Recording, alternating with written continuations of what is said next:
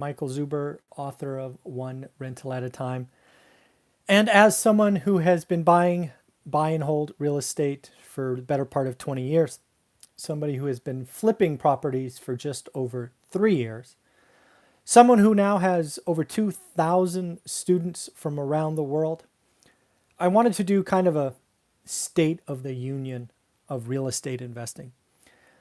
As you know, if you've been watching this channel, I took 6 days last week to kind of check out for a little bit.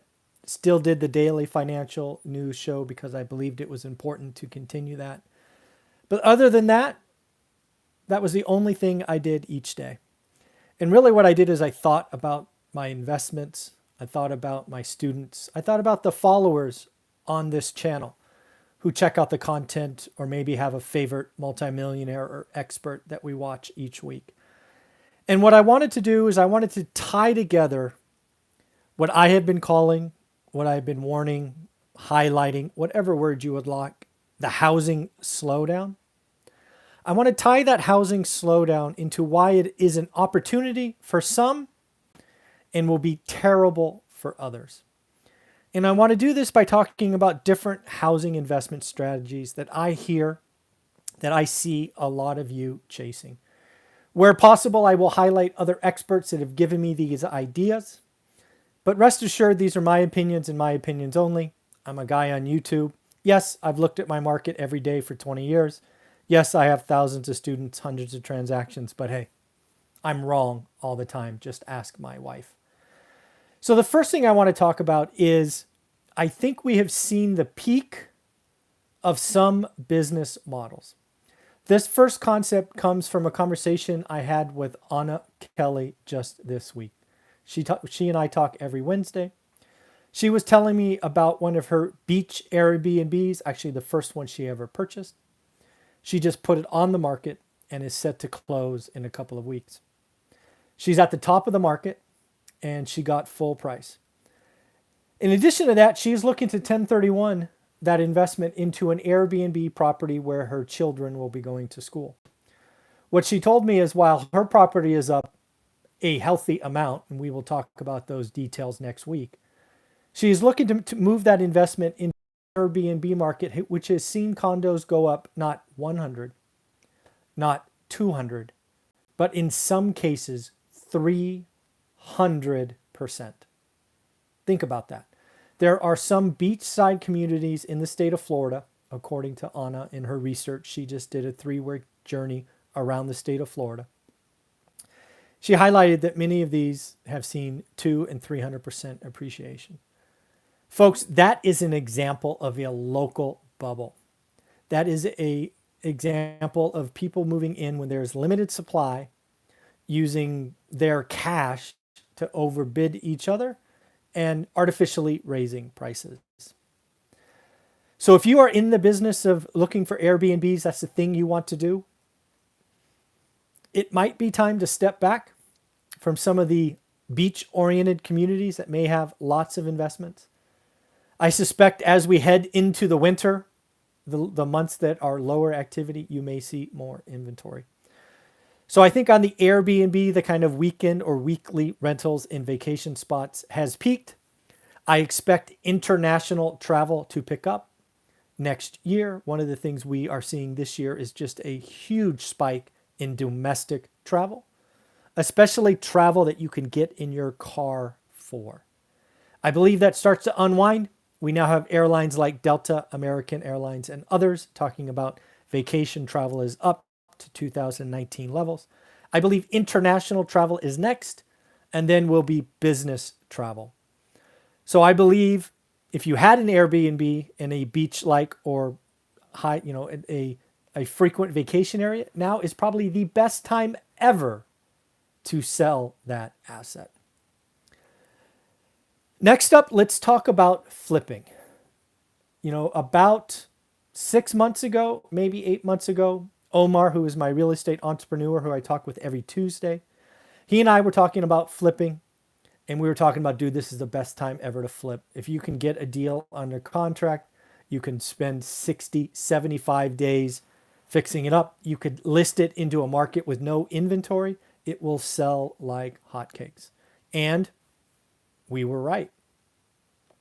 Talking with Omar last week and again next week, we're going to talk about the market being fundamentally different. Listings are up. Options are up. Buyers are taking the summer off. So right as listings are rising, demand is falling, and yes, we have what Mike Zuber calls a housing slowdown. So if you are flipping and you are uber aggressive and you are still adding units to your portfolio, it's about to get expensive. Your hold times will be longer. Your repair lists will be longer. Your cost of capital higher. It's time to be careful. As a flipper, you are lucky you'll only need one yes answer. But a lot of you are flipping in dangerous markets. If you are flipping 2x the median, if your median is 350 and you're flipping 700, oh, I hope you can get out soon, because as you get into the winter months, it is going to get slow. The housing slowdown is going to happen because a lot of the people that did.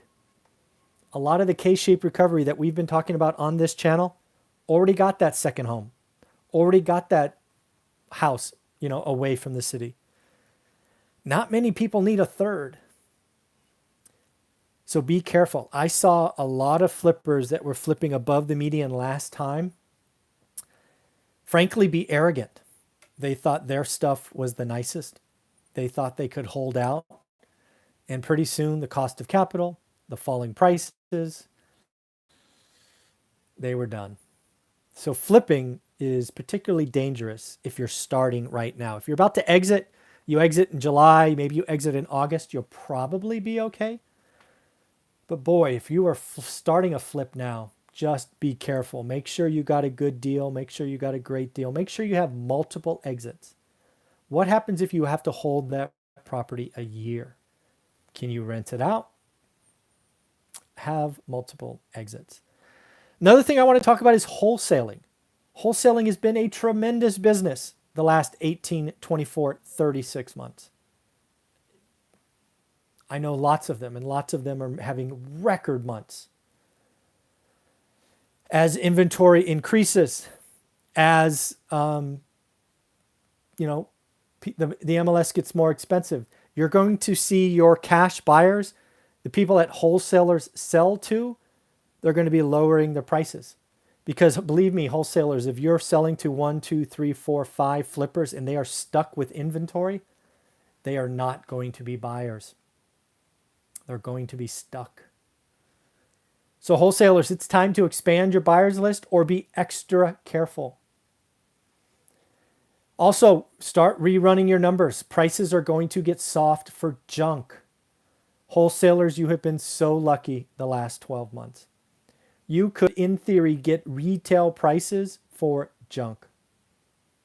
That market is over. It's over. And if you don't change your business model, your marketing strategy, things of that nature, you can get caught. Your cash flow can dry up and you could be out of business. Now let's talk about owner occupants. Owner occupants, you are in a, enviable position. If you are an owner occupied buyer and you are looking to live there 10, 20, 30 years, doesn't really matter. Find your right property. You are going to have more options. Stop overbidding. Stop dropping contingencies. The market is not March. March was nuts. No inventory, lots of demand. It is changing right now. Do yourself a favor. Stop offering so much over and don't drop those conditions. Again, it is now middle of July. It is soon to be August, and August is not March. Be more selective. If you're in a high-priced market that is very bubble-like, again, the best example I have is Boise, Idaho. I don't understand. It is so crazy. Be careful. You might want to rent if you can, because there are some very bubblish markets. Not nationally. Nationally, we will be fine, but there will be some bubble markets for owner occupants. No building, lots of demand, prices go up. Now let's talk about buy and hold landlords, specifically residential, who I am, who one rental at a time is. Folks, the market is coming back to us. If you take my course and do the work just in step 1 and step 2, you are looking at your market every day. You are seeing inventory rise. You are seeing stuff come back on the market. You are seeing price drops. These are all things that I told you were coming, and they are coming now. Now what I want you to do is I want you to keep that daily discipline. Remember, if you take my course, the number one question is, what is an average deal? What is an average deal in my market? Once you know that, your job is only to do good or great deals. And folks, the next 6 months, perhaps 12 months, you are going to have something you haven't had for 18 or 24 months. You are going to suddenly see motivated sellers. I have only seen motivated sellers a couple of times in 20 years. We are about to see them. There are some people that are listing their property, hoping beyond hope to get a high price, and then it won't happen. It will sit and sit and sit. They will have price drops, and pretty soon that property will get no activity, but the seller still has to sell. People in my course are putting in our Facebook group all the time, hey, I got a deal 10, 8, 15% under list. That's because you found a motivated seller. Again, every listing is not motivated.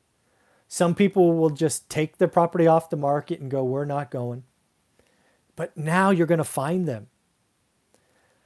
Everything I teach in One Rental at a Time, or how to get started one rental at a time, is about learning your market. I don't care if you're a wholesaler, flipper, owner occupied, or buy and hold, or Airbnb. It all starts with understanding your market and getting a good or great deal. Most of you not in my course are not doing the work. Most people not in my course look a couple times a week. They look sporadically. They look at all different things. You have no focus and no discipline. What I teach, what I talk about, is what I try to show on this channel. Focus and daily discipline. If you want to know what average is in your market, do the work. If you want to do good or great deals, do the work and write good or great offers. So again, should you be buying in 2021? Well, if you get a good or great deal, yes. You should always get 30-year debt. Don't have interest rate risk. Don't forget that. If you're buying in a bubble-ish market, like Boise is the one I can think of, be extra careful. But yeah, I think we have seen the bottom in inventory. It is already rising every week. We are seeing price declines like never before. And if you pay attention and document your market, you are seeing properties come back on. I told you it was coming. I've been here a couple of times. That's what you get when you listen to One Rental at a Time. You get 20 years of experience, multiple cycles. I'm not somebody who's only been doing this for 3 or 4 years. I was doing this long before the last crash, during the crash, after the crash, on the way back. Pretty easy.